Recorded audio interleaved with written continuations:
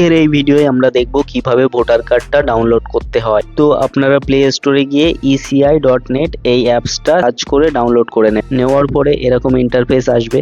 আপনাদের বলবে লগইন করার জন্য, আপনারা লগইন করে নেবেন। আর যদি আপনারা নতুন হয়ে থাকেন তাহলে এখান থেকে অ্যাকাউন্ট ক্রিয়েট করতে বলবে।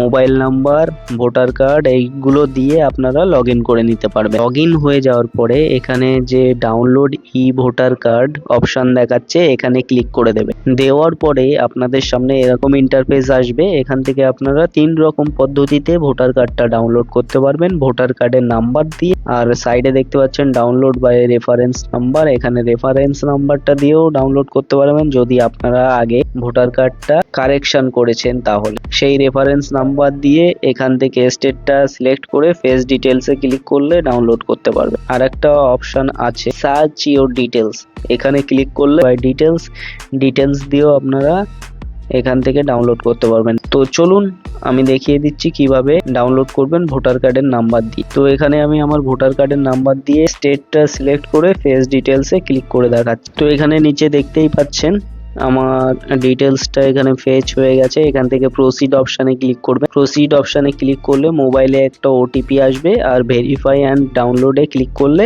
ডাউনলোড হয়ে যাবে। আজকের ভিডিওটা যদি ভালো লেগে থাকে, ইনফরমেটিভ মনে হয়, তাহলে একটা লাইক দেবে আর চ্যানেলটা সাবস্ক্রাইব করে পাশে থাকবেন। টাটা।